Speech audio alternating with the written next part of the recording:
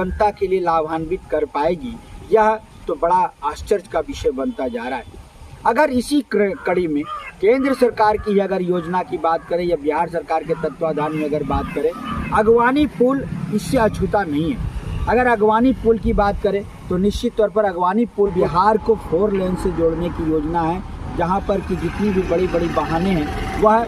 चारों तरफ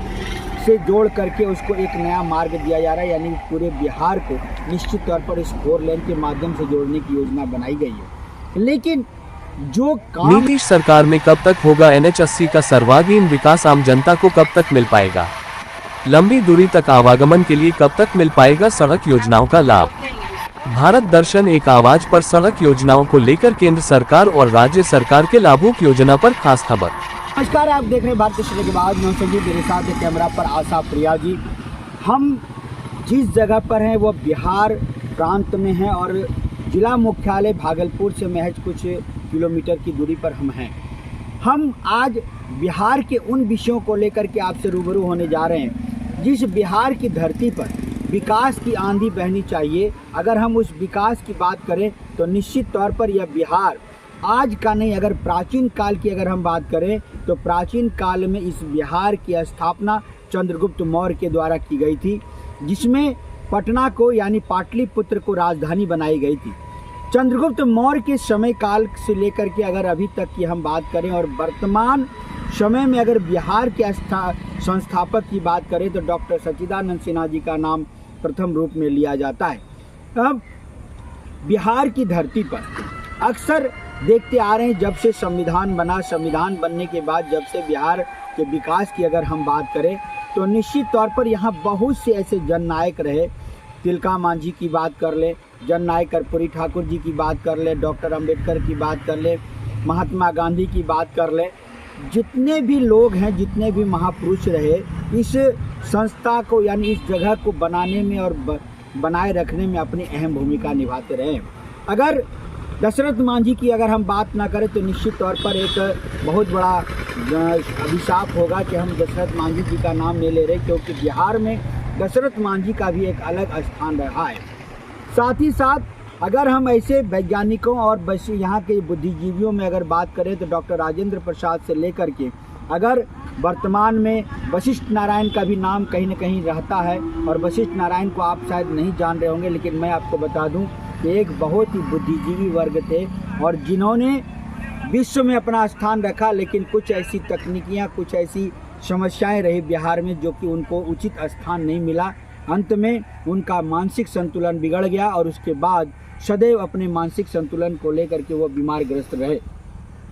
हम उसी बिहार की बात कर रहे हैं जिस बिहार में आए दिन विकास की आंधी बह रही है और बहने की बात कर रही है। और अभी वर्तमान में जहां सरकार हालांकि 202 सीट लेकर के वर्तमान में एनडीए की सरकार बनी है, अगर हम इस समय की बात करें तो लगातार 20 से 25 वर्षों से लगातार एनडीए की सरकार इस जगह पर है। लेकिन अगर विकास की अगर हम बात करें तो कहीं न कहीं आज भी यह विकास काफ़ी दूर नज़र आता है। हालांकि अगर कागजी खाना पूर्ति करे तो निश्चित तौर पर विकास दिखता है और विकास की आंधी भी बहने की बात कही जाती है। वर्तमान में सरकारें बनी, नए नए लोगों को नए नए दायित्व दिए गए। आज उन्हीं दायित्वों में से अगर हम स्थानीय अगर बात करें, इस मुंगेर जिला के अंतर्गत अगर हम तारापुर विधानसभा की बात करें तो तारापुर विधानसभा के एक कर्मठ उम्मीदवार रहे जो कि सम्राट चौधरी जी हैं। सम्राट चौधरी जी को आज गृह मंत्री का दायित्व दिया गया और गृह मंत्री के रोल आते ही आज योगी मॉडल पर इनका काम चल रहा है, जो कि सारे लोग, बिहार के लोग भी ये मान रहे हैं और यहाँ के जितने भी उनके समर्थक और जितने भी उनके चाहने वाले हैं वो कह रहे हैं कि आज उनका जो काम है उत्तर प्रदेश के योगी आदित्यनाथ जी के एकदम कदमों कदम पर उन्होंने कदम से कदम मिला करके चलने का काम कर रहे हैं और आने वाले दिनों में कुछ ऐसी उनके द्वारा कार्यक्रम भी किए गए या कार्य भी किए गए जो कि एक योगी मॉडल को हम लोग रोल कह रहे हैं। लेकिन हमारा यहाँ पर किसी की ऐसी बात नहीं है कि हम किनके नकल कर रहे हैं या वो किनके नकल कर रहे हैं, लेकिन बात यहाँ है कि बिहार में विकास की अगर हम बात करें तो आज मुख्य रूप से जिस मुद्दे को लेकर के आपसे रूबरू हो रहे हैं वह प्रमुख मुद्दा यह है कि आज आप देख रहे होंगे कि पूरे बिहार में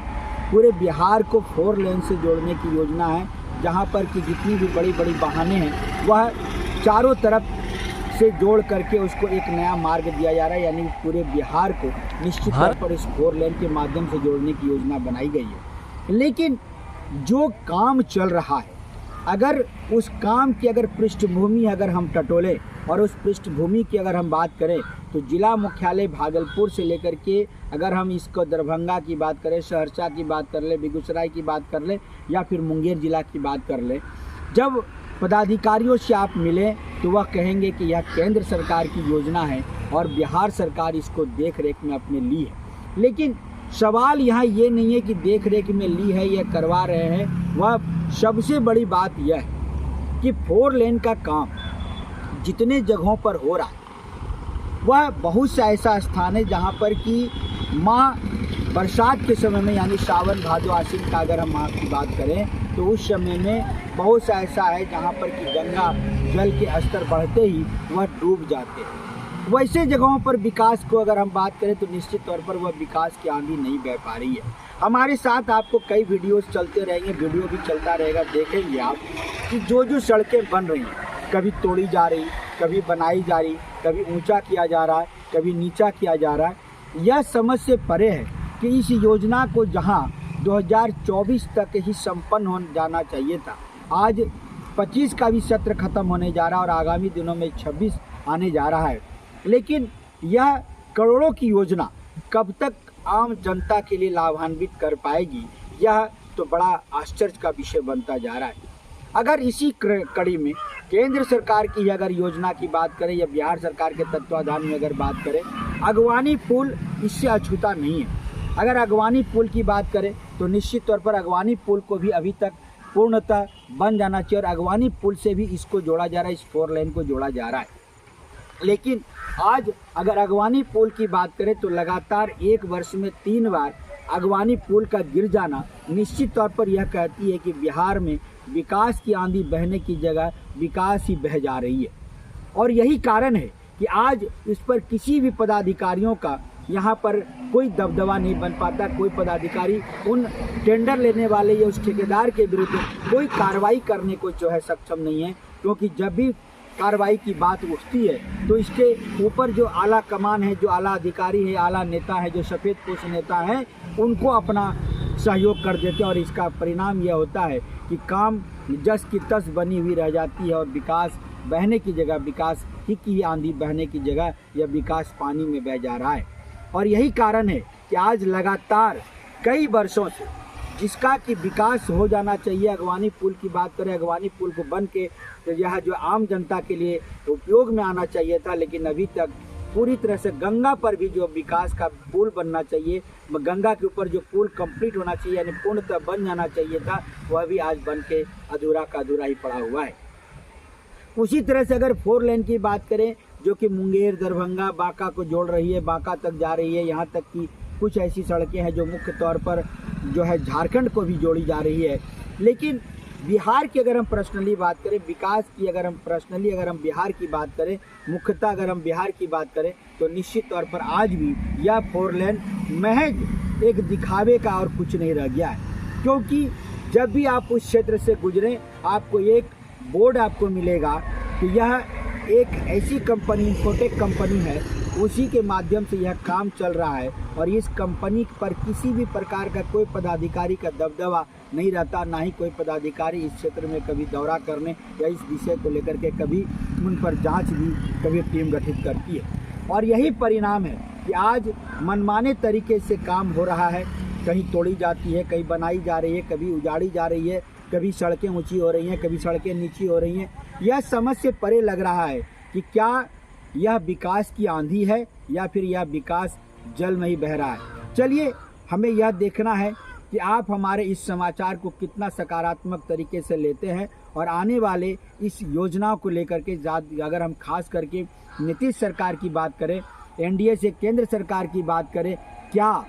यह आने वाले वर्ष में मार्च अप्रैल तक क्या यह आम जनता के लिए उपयोग में आ सकता है, चाहे वो अगवानी पुल की बात कर लें या 4 लेन की बात कर लें, क्या आम जनता मार्च अप्रैल तक इस सड़क का लाभ ले पाएंगे या नहीं, यह एक बहुत बड़ी बात है।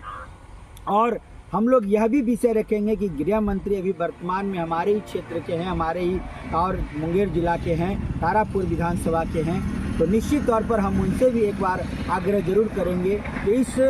मुद्दे को लेकर के एक बार सदन में इस विषय को उठाना चाहिए। और निश्चित तौर पर विकास में जो 4 लेन की बात हो रही है या फिर अगवानी पुल की जो बात हो रही है, इस पर एक बार निश्चित तौर पर कार्रवाई भी होनी चाहिए ताकि काम सकारात्मक तरीके से हो और जल्द से जल्द आम जनता के लिए उपयोग में आ सके। चलिए अब ज़्यादा समय ना लेते हुए हम आपके साथ पुनः बने रहेंगे, पुनः आपके साथ जुड़े रहेंगे। हमें यह देखना है कि आप हमारे इस समाचार को कितना सकारात्मक तरीके से लेते हैं और कितना लाइक, शेयर और सब्सक्राइब करते हैं, यह तो आपका और आपका समय ही बताएगा। तब तक हम अपने संवाद को देते हैं विराम। वापस और स्टूडियो की ओर नमस्कार, धन्यवाद।